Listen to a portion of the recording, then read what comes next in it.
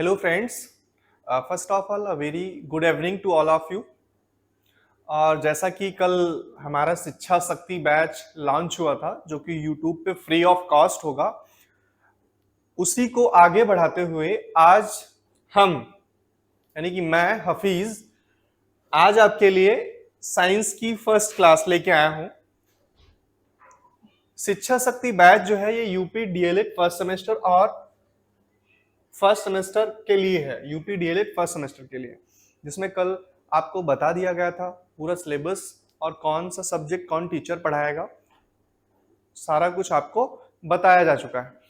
आज जो कि मेरी पहली साइंस क्लास है, मैं साइंस क्लास लेके आया हूं। कल मैंने सिलेबस भी डिस्कस कर दिया था, जिसमें आपको सारा का सारा मैंने जो भी साइंस में है, साइंस को मैंने बताया था 7 चैप्टर्स में डिवाइड किया गया है और सारे चैप्टर्स को मैंने टॉपिक वाइज नोट करा दिया था।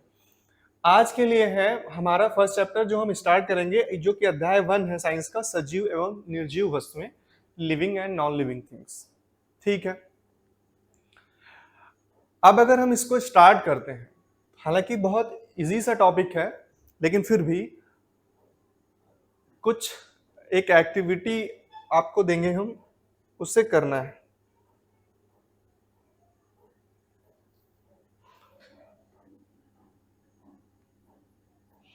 सॉरी,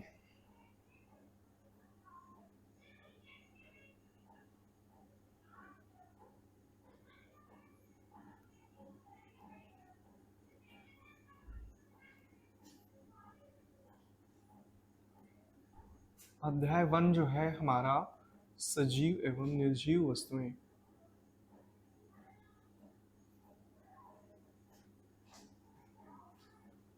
सजीव एवं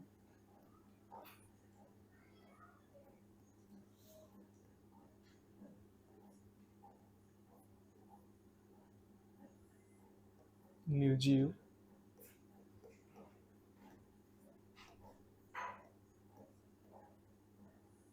वस्तुएं। इसमें क्या पढ़ना है हमको?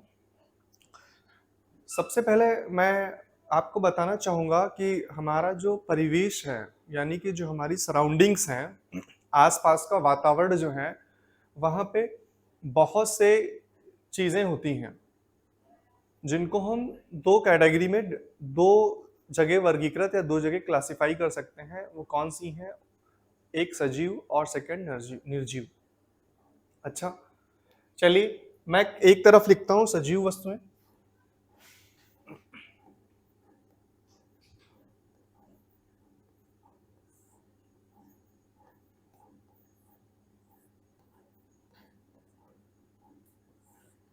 और दूसरी तरफ लिखता हूँ निर्जीव वस्तुएं। निर्जीव वस्तुएं।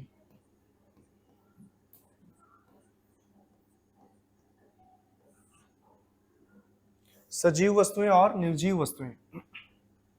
अब अगर हम अपने परिवेश की बात करें तो वहां पे बहुत सी चीजें होती हैं, जैसे गाय, बकरी, भैंस, छोटे छोटे कीट और सूक्ष्म जीव, बाकी ट्रैक्टर, ट्राली। और हम अपने घर में बात करें तो बहुत सी कुर्सी होगी, मेज होगी, फैन होगा, टेबल होगा, पंखा होगा, ये सारी चीजें जो भी देखते हैं। पेड़ पौधे भी होते हैं, ठीक है। तो अब कौन से उसमें सजीव होता है और कौन सा निर्जीव होता है, हमें लिखना है, सिर्फ इतना करना है। चलिए लिखते हैं यहाँ पे। जैसे हमने लिखा, कलम चेंज करते हैं यहाँ पे हम पहले।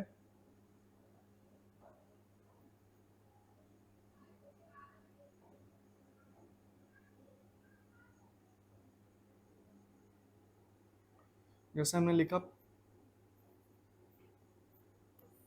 पेड़ पौधे,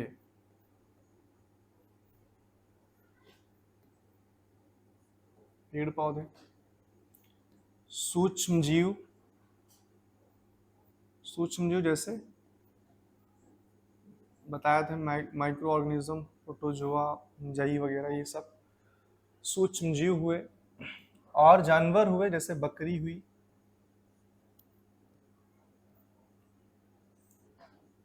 भैंस हुई,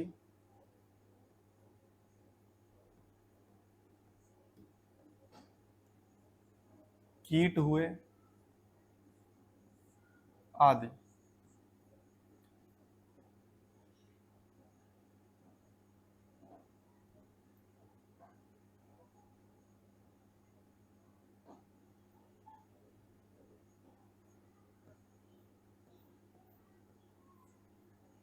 आदि। इसमें क्या लिखेंगे? इसमें लिखेंगे हम, जैसे हमने लिखा ट्रैक्टर, हमने देखा घर के बाहर ट्रैक्टर,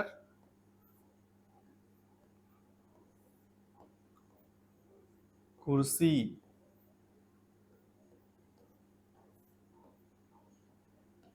मेज, मोबाइल,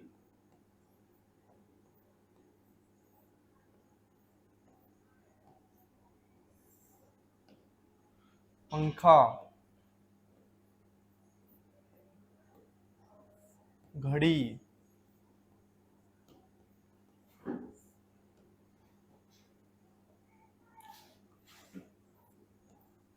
कैमरा आदि। बहुत सारी चीजें हैं। ठीक है। सजीव वस्तु में हमने लिखा पेड़ पौधे, सूक्ष्म जीव, बकरी हुई, भैंस हुई, कीट आदि। और निर्जीव वस्तु में लिखा ट्रैक्टर, कुर्सी, मेज, मोबाइल और बहुत सी चीजें जो है इसमें लिखा। लेकिन हमने इनको सजीव और निर्जीव में किस बेसिस पे कैटेगराइज किया, यानी कि वो कौन से लक्षण थे ऐसे जिसमें हमने सजीव वस्तु में इनको रख दिया और निर्जीव वस्तु में इनको रख दिया। तो देखते हैं यहाँ पे।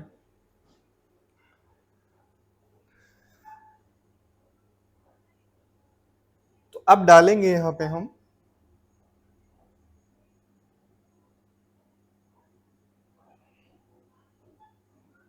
ये डालते हैं यहाँ से।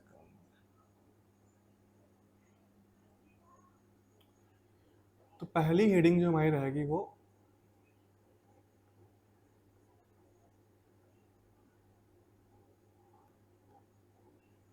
सजीव वस्तुएं।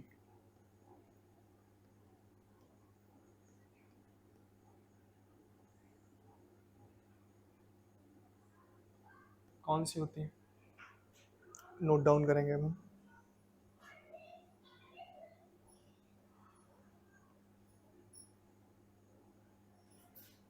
देखिए, वे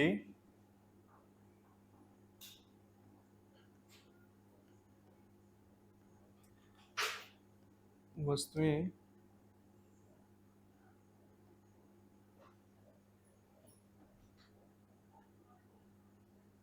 वे वस्तुएं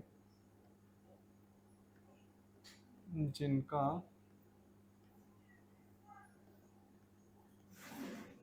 निर्माण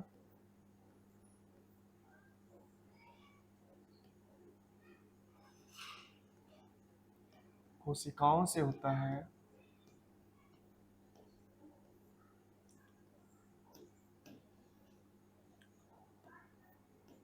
वे वस्तुएं जिनका निर्माण कोशिकाओं से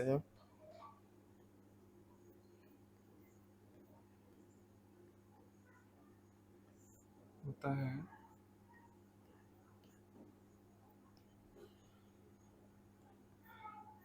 या लिखते हम वे सभी वस्तुएं जो, यहाँ पे डाल लें या वे सभी वस्तुएं जो उपापचय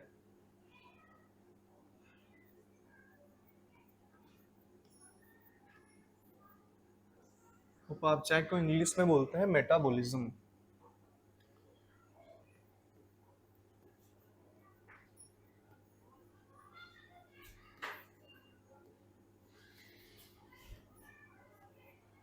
वे वस्तुएं जिनका निर्माण कोशिकाओं से होता है या वे सभी वस्तुएं जो उपापचय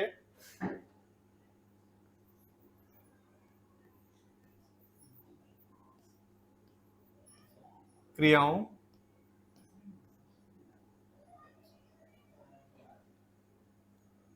को दर्शाती हैं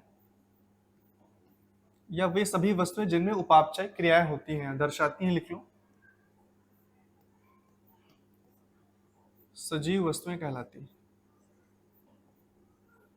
अब आपके दिमाग में मन में आ रहा होगा ये उपापचय क्रियाएं क्या होती हैं।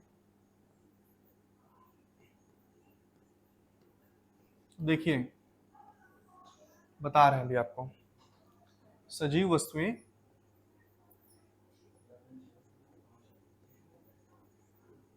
कहलाती हैं, एक मिनट, सॉरी,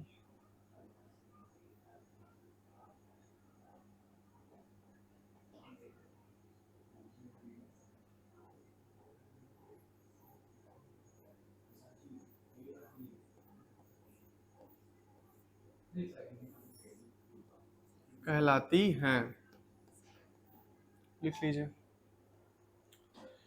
अब यहां पे हमने क्या लिखा, वे सभी वस्तुएं जिनका निर्माण कोशिकाओं से होता है।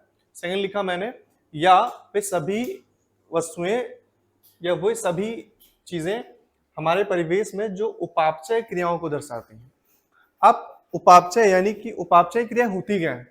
देखिए उपापचय क्रियाएं हमारे शरीर में, जो हमारी बॉडी है, इस शरीर में होने वाली सभी रासायनिक क्रियाओं का क्या है, एक संगठन है।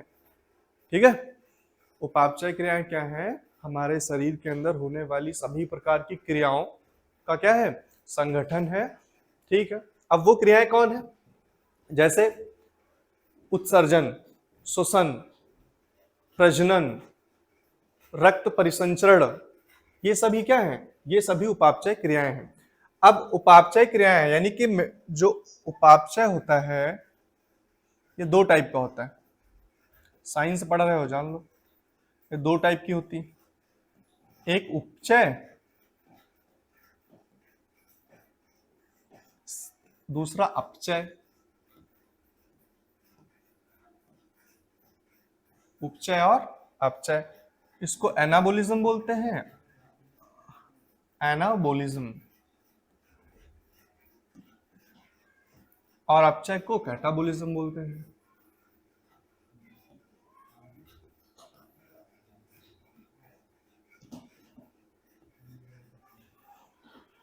उपचय और अपचय। अच्छा इसमें क्या होता है, उपचय क्रियाएं वे होती हैं जो नई कोशिकाओं या ऊतकों का निर्माण करती हैं। तो इसमें क्या होता है, नई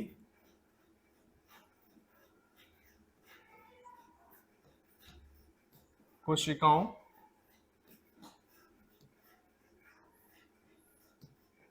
व ऊतकों का निर्माण।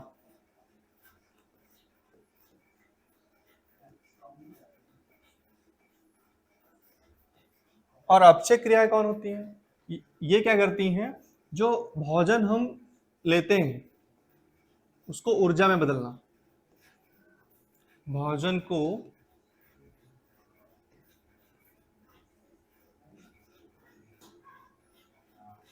ऊर्जा में परिवर्तित करना। नोट डाउन कर लीजिएगा आप सभी, भोजन को ऊर्जा में परिवर्तित करना। तो मैंने क्या पढ़ा, सजीव वस्तुएं कौन सी होती हैं, वे वस्तुएं जिनका निर्माण कोशिकाओं से होता है या कोशिकाओं से मिलकर बनते हैं, वे सभी सजीव वस्तुएं होती हैं। फिर आगे हमने क्या पढ़ा, या वे सभी वस्तुएं जो उपापचय क्रियाओं को दर्शाती हैं क्या बोलते हैं, सजीव वस्तुएं कहलाती हैं। उपापचय क्रिया हमने दो टाइप की पढ़ी, उपचय और अपचय। उपचय क्या होता है, नई कोशिकाओं व ऊतकों का निर्माण इसमें होता है, ये करते हैं। और भोजन को ऊर्जा में बदलने का काम किसका है, परिवर्तित करने का काम क्या है, अपचय क्रियाओं का। ठीक है, हो गया। नेक्स्ट स्लाइड पे आते हैं। अब देखिए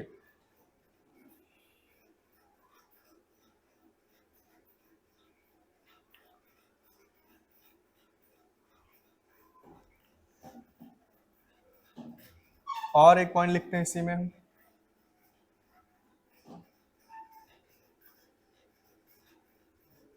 मैंने बोला कि सजीव वस्तुओं का निर्माण कोशिकाओं से होता है। तो सजीव वस्तुएं एक कोशिकीय और बहुकोशिकीय दोनों प्रकार की होती है, ये भी पॉइंट लिख लो।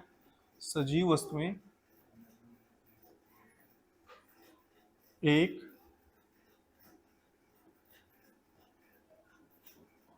कोशिकीय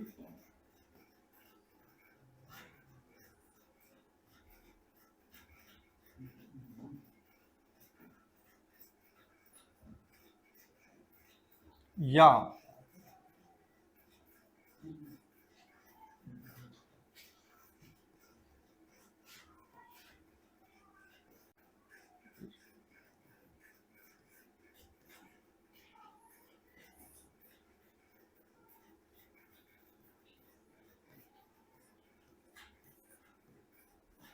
होती है।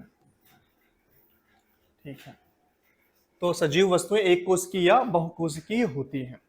देखिए जो निर्जीव वस्तुएं होती हैं, अच्छा अभी तक आप लोगों ने जैसे साइंस में पढ़ा होगा कि जितनी भी वस्तुएं हैं उनका निर्माण परमाणुओं से मिलकर होता है, अणुओं से, और अणु कहाँ से मिलकर बने होते हैं? परमाणुओं से। लेकिन जब बात सजीव वस्तुओं की आती है तो ऐसा नहीं होता है। सजीव वस्तुओं का निर्माण कहाँ से होता है? कोशिकाओं से होता है। और हमने पढ़ लिया सजीव वस्तुएं एक कोशिकीय भी हो सकती हैं और या लगाया है, ठीक है, या बहुकोशिकीय होती हैं। अब जो हमारा अगला टॉपिक है इसी में जिसके बारे में बताना, वो है निर्जीव वस्तुएं। तो समझ आ गया? अभी तक हमने क्या पढ़ा? सजीव वस्तुएं, मैंने बोला कि सजीव वस्तुओं का निर्माण, सजीव वस्तुएं कहाँ से बनती हैं? कोशिकाओं से। देखते हैं फिर से एक बार आपको, वे वस्तुएं जिनका निर्माण कहाँ से होता है? कोशिकाओं से होता है। या वे सभी वस्तुएं, दूसरी डेफिनेशन, या वे सभी वस्तुएं जो उपापचय क्रियाओं को दर्शाती हैं सजीव वस्तुएं कहलाती हैं। उपापचय मैंने बताया, उपापचय क्या है? जो हमारे बॉडी के अंदर, शरीर के अंदर होने वाली सभी क्रियाओं का क्या है? संगठन है। इसे इंग्लिश में मेटाबॉलिज्म मिलते हैं। ये 2 टाइप्स का होता है, एक उपचय और दूसरा अपचय, एनाबॉलिज्म और कैटाबॉलिज्म। इसमें क्या होता है? नई कोशिकाओं और ऊतकों का निर्माण होता है। और अपचय जो कैटाबॉलिज्म क्रियाएं होती है, ये सिर्फ क्या करती हैं? भोजन को ऊर्जा में परिवर्तित करने का काम करती हैं। फिर हमने साथ में नेक्स्ट पॉइंट क्या बताया? पीछे आ जाते हैं। जो सजीव वस्तुएं होती हैं वो एक कोशिकीय या बहुकोशिकीय होती हैं। अब जो अगला टॉपिक है, जस्ट अगली हेडिंग है, वो हमारी होगी क्या? निर्जीव वस्तुएं। देखते हैं, अब बात करेंगे हम किसकी? निर्जीव वस्तुओं की। निर्जीव वस्तुएं,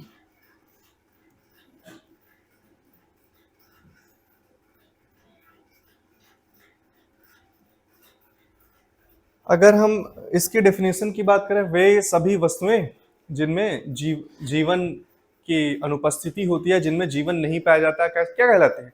निर्जीव वस्तुएं कहलाती हैं। लेकिन थोड़ा और डीप जाएं तो वे सभी वस्तुएं जिनका जो निर्माण है वो कोशिकाओं से ना होकर किससे होता है? परमाणुओं से होता है। तो निर्जीव वस्तुएं कहाँ से मिलकर बनी होती है? परमाणुओं से होती हैं। और जस्ट इसका वाइस वर्सा, जो हमने सजीव वस्तु में लिखा है कि ये सजीव वस्तुएं उपापचय क्रियाओं को दर्शाती हैं, निर्जीव वस्तुएं उपापचय क्रियाओं को नहीं दर्शाती हैं। तो लिख देते हैं यहाँ पे,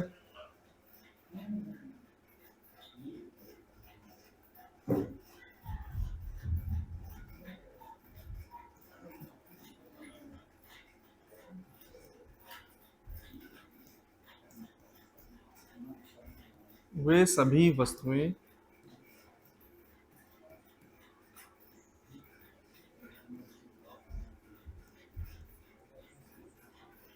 जिनका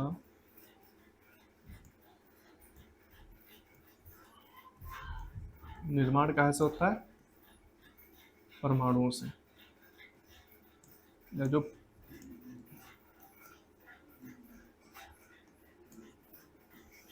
परमाणुओं से होता है।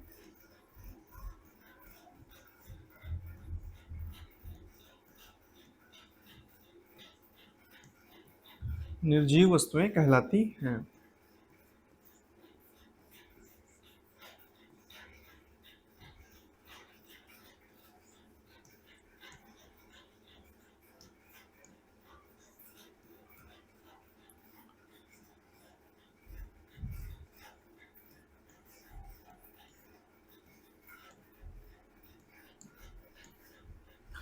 या हमने सजीव वस्तुओं में जो डेफिनेशन लिखी है उसका जस्ट उल्टा कर दें। इनका निर्माण कोशिकाओं से नहीं होता है, ठीक है, तो कैसे होता है, परमाणु से होता है। अच्छा ठीक है, निर्जीव वस्तुओं में क्या होता है, उपापचयन जो क्रियाएं होती हैं ये नहीं पाई जाती हैं। अब अगर हम लक्षण की बात करें तो सजीव के लक्षण और निर्जीव के लक्षण, तो सबसे पहली हेडिंग में रहेगी मेरी सजीवों के लक्षण। इसमें अगर हम उदाहरण लिखें तो लिख सकते हैं, कौन से,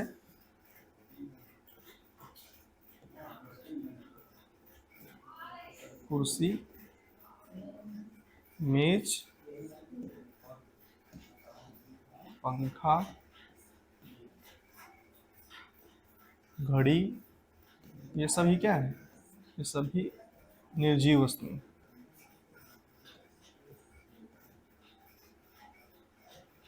नेक्स्ट हम हेडिंग डालेंगे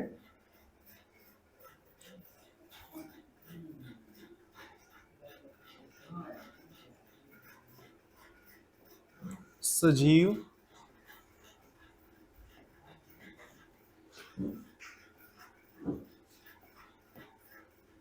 वस्तुओं के लक्षण।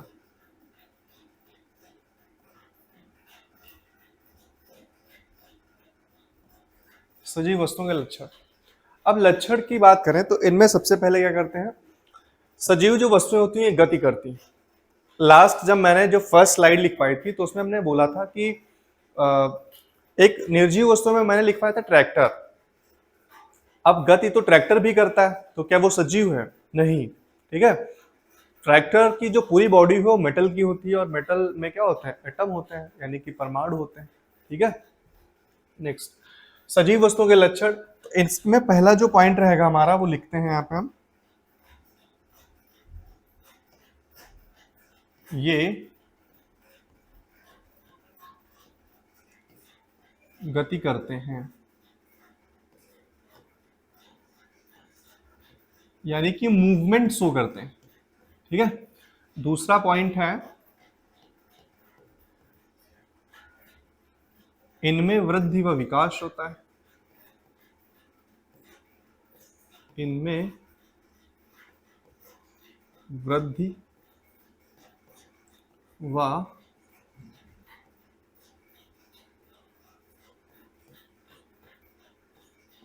विकास होता है। थर्ड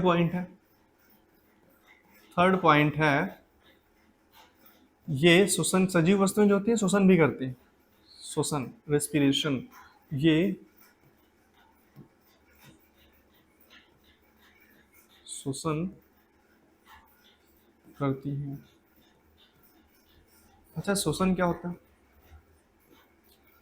श्वसन यानी रेस्पिरेशन, श्वसन पूरा एक लाइफ प्रोसेस का पार्ट है। हमारी जो जैव क्रियाएं होती हैं, जो एक लिविंग ऑर्गेनिज्म यानी एक जीवधारी की जो क्रिया होती है उसमें श्वसन भी इंक्लूड है। श्वसन में क्या होता है, ऑक्सीजन जो इनहेल करते हैं और कार्बन डाइऑक्साइड को बाहर निकालते हैं, इतना ही सिर्फ नहीं होता, इसे बोलते हैं ब्रीदिंग। और ब्रीदिंग जो यानी ब्रीदिंग मतलब सांस लेना, ब्रीदिंग जो होता है पार्ट होता है किसका, रेस्पिरेशन का। Breathing is a part of respiration. तो अब बात चल रही थी श्वसन की, श्वसन में ऑक्सीजन लेना और जो फूड होता है, फूड का ब्रेकडाउन होना, यानी कि भोजन क्या होता है, टूटता है, भोजन टूटता है और हमें क्या मिलता है, हमें एनर्जी मिलती है, ऊर्जा मिलती है, वाटर होता है और कार्बन डाइऑक्साइड बाहर आती है। ये होता है श्वसन पूरा प्रोसेस। तो ये गति करते हैं, इनमें वृद्धि और विकास होता है, ये श्वसन करते हैं। और सजीव तो क्या प्रदर्शित करते हैं, उत्सर्जन भी होता है इनमें।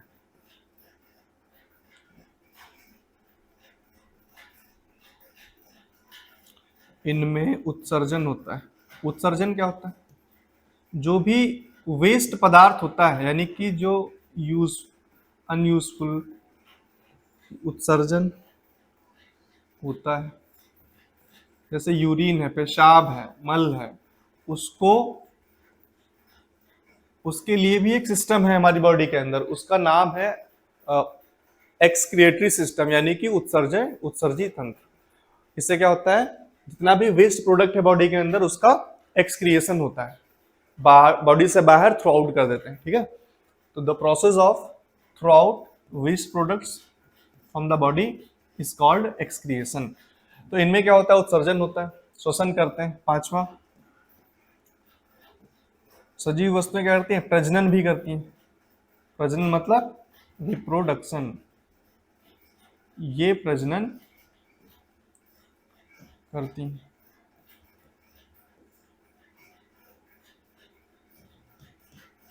अच्छा, प्रजनन का मतलब ये होता है अपने जब कोई जीवधारी अपनी जैसी ही दिखने वाली संतान की उत्पत्ति करता है, वही प्रोसेस, ये जो पूरा प्रोसेस होता है इसे ही बोलते हैं हम प्रजनन।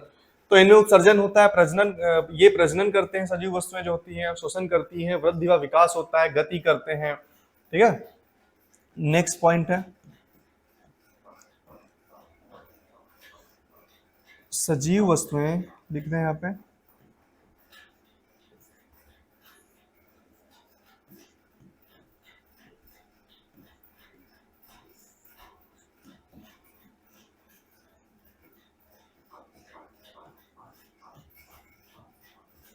उपापचय, यही सारी क्रियाएं हैं जो अभी हमने लिखवाई, यही उपापचय क्रियाओं में आती है। तो हमने एक वर्ड लिख दिया, उपापचय क्रियाओं को दर्शाती है। पीछे बता भी चुके हैं अभी आपको हम।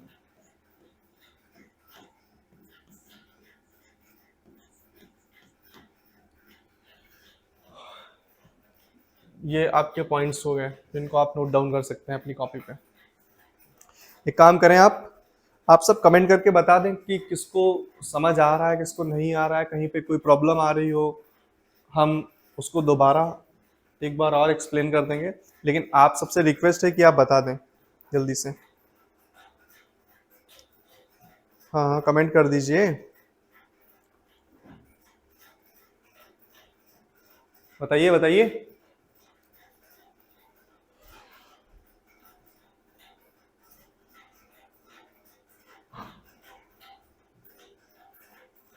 चलिए ठीक है, तो आगे हम नेक्स्ट पॉइंट पे आते हैं। छठा हो गया, सातवां,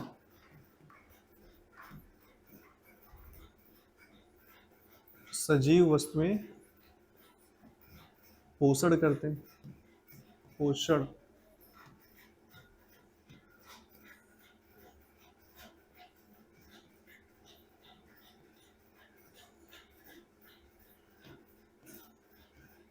पोषण करती हैं।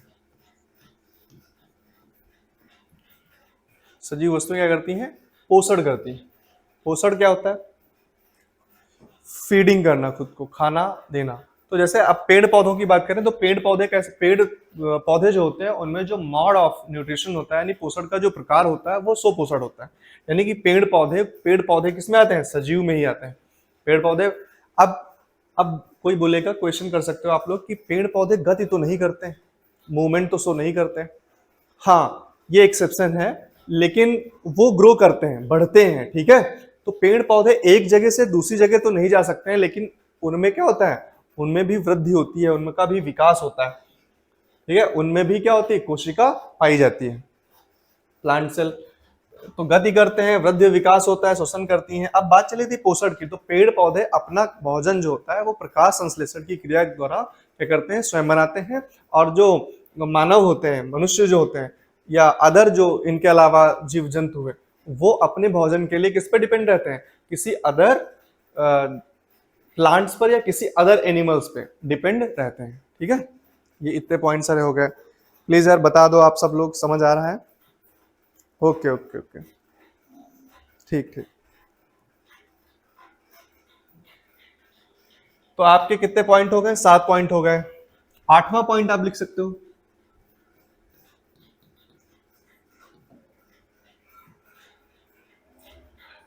सजीव वस्तुएं बाह्य वातावरण, कोई जो एक्सटर्नल एनवायरनमेंट होता है, लिख लेते हैं यहाँ पे, सजीव वस्तुएं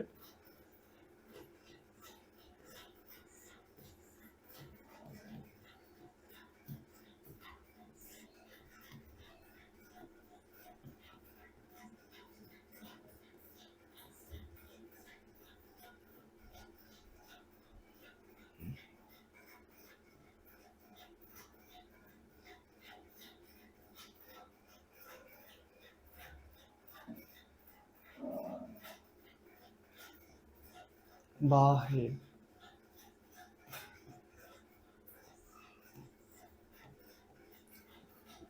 वातावरण के प्रति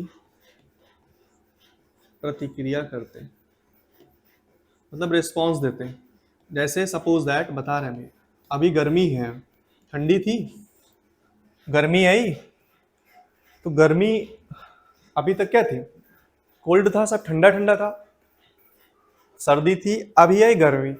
अब जब गर्मी आई तो जो बाह्य वातावरण हुआ ये क्या हुआ, इसमें परिवर्तन हुआ, और जब परिवर्तन हुआ तो हम लोग जितने भी लिविंग बींग्स यानी कि जितने भी लिविंग थिंग्स हैं उन्होंने क्या किया, उन्होंने एक रिस्पॉन्स शो किया। रिस्पॉन्स क्या शो किया भाई, स्वेटर पहनना बंद कर दिया। अब हमने क्या किया, एकदम सूती वस्त्र जो आरामदायक ठंडे हो वो पहनना स्टार्ट कर दिया, यानी कि जो हमारे कपड़े रखे हुए थे घर में उनको निकाल लिया, और जो गर्म कपड़े या ऊनी वस्त्र थे उनको सबको क्या कर दिया, अंदर रख दिया। तो ये चीजें हुई, तो यही क्या है, यही हमारा रिस्पॉन्स है। सजीव वस्तुएं बाह्य वातावरण के प्रति प्रतिक्रिया करती हैं।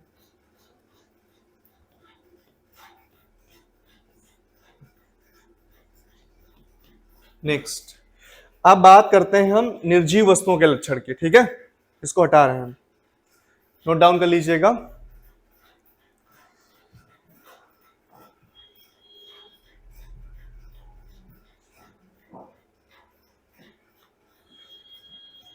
अब बात कर रहे हैं निर्जीव वस्तुओं के लक्षण।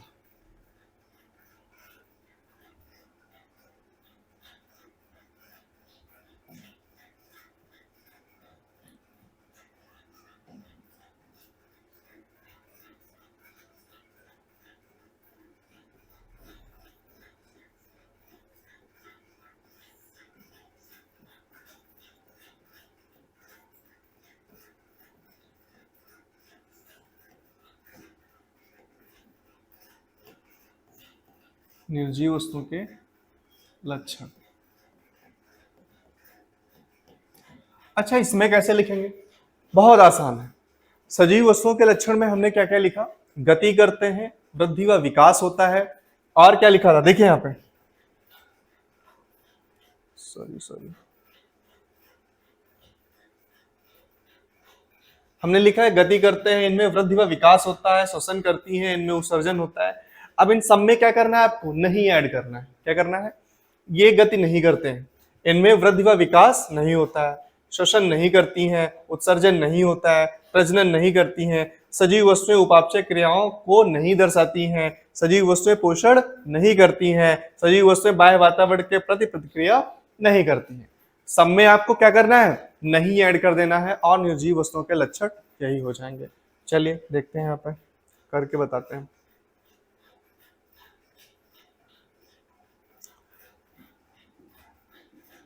तो पहला पॉइंट हम फिर से लिखेंगे, निर्जीव वस्तुएं क्या करती हैं, गति नहीं करती हैं,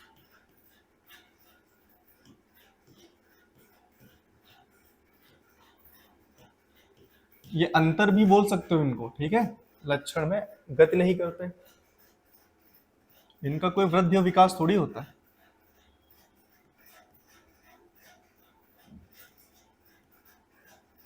वृद्धि व विकास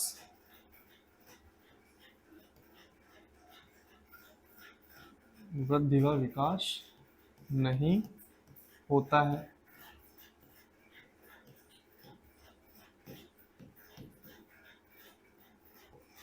तीसरा,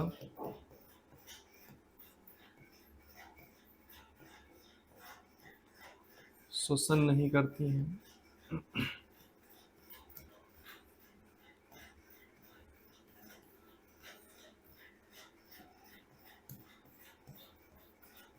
पोषण नहीं करती,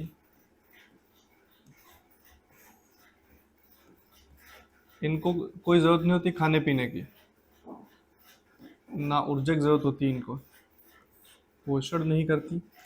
पांचवा पॉइंट लिखिए, श्वसन उत्सर्जन जैसा कुछ नहीं होता,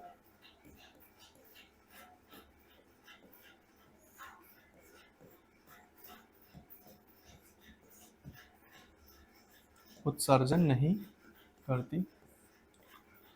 छठा पॉइंट लिख लीजिएगा, पोषण नहीं करती, शोषण नहीं करती, उत्सर्जन नहीं करती, वृद्धि विकास नहीं होता, और क्या, बाह्य वातावरण के प्रति कोई प्रतिक्रिया नहीं दर्शाते हैं। लिख लीजिएगा प्यारे साथियों, बाह्य वातावरण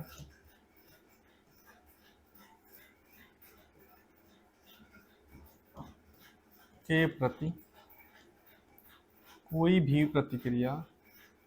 कुर्सी है, कुर्सी तुम घर के बाहर सर्दी ठंडी ऐसे ही पड़ी रहने दो, क्या उसको ठंडी लगती है, गर्मी लगती है?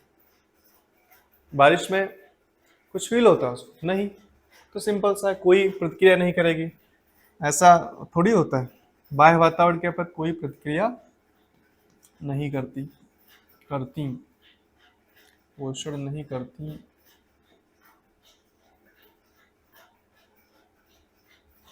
क्रिया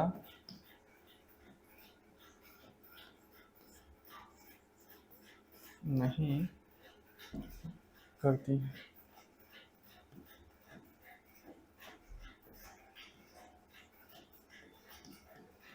यानी सातवां पॉइंट, उपापचय क्रियाएं भी नहीं दर्शाती।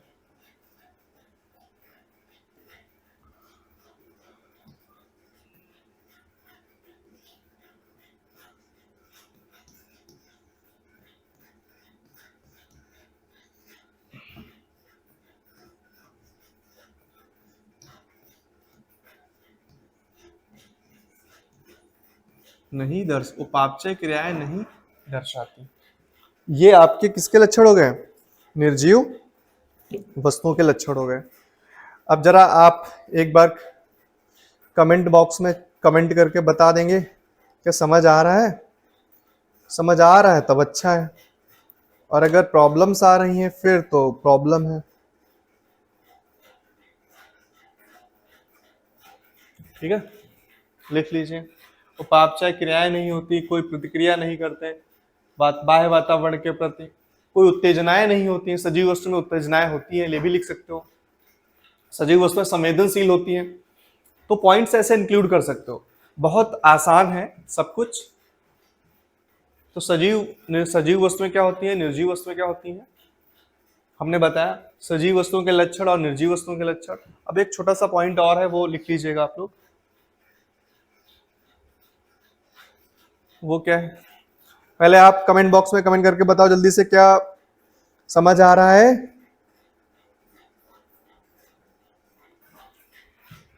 बताओ।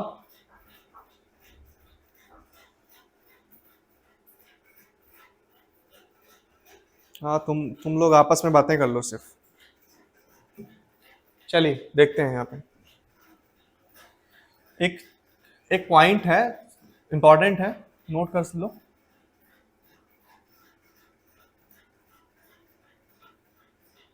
वायरस जो होता है, वायरस क्या है, सजीव है या निर्जीव है? तो वायरस को सजीव व निर्जीव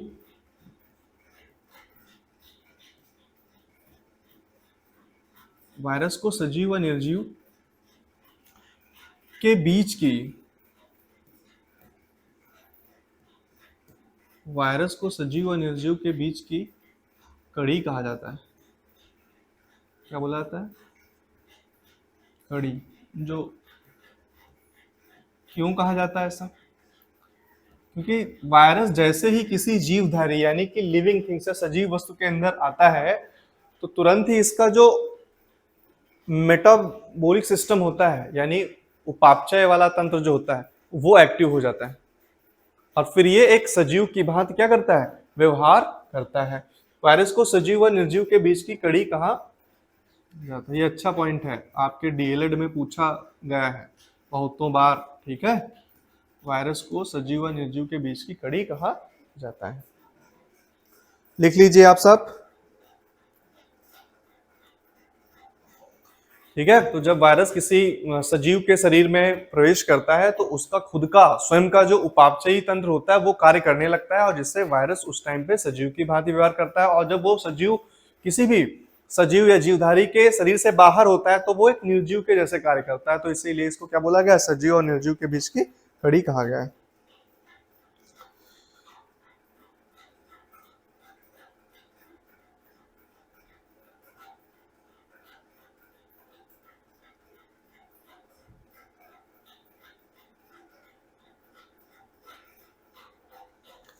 ठीक है, तो ये आपका आज का हो गया। एक पॉइंट और मेंशन करवा देते हैं हम इसमें, ध्यान आ रहा है मेरे को। गति वाले में हमने बोला था कि सजीव गति करते हैं। अब पौधे सजीव होते हैं लेकिन वो गति नहीं करते, तो यहाँ पे लिख लेना कि पौधों को छोड़कर, ये थोड़ा पॉइंट्स हैं। पौधों को छोड़कर, पौधों को छोड़कर सभी सजीव वस्तुएं गति करती हैं।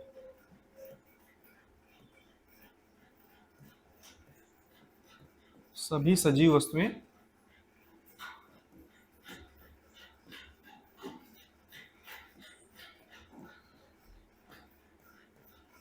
गति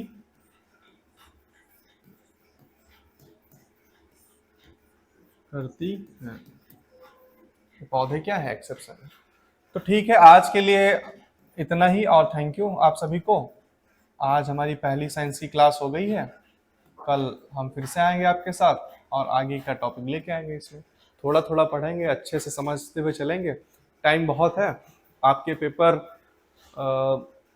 अगस्त या सितंबर में होने, इससे पहले नहीं होने। तो आप लोगों को टाइम ज़्यादा है, थोड़ा जुड़ के चलना है हमारे यूट्यूब चैनल से, और हम सभी हमारी पूरी टीम से, जो शिक्षा शक्ति बैच है डीएलएड के लिए, सभी को प्रॉपर फॉलो करना है।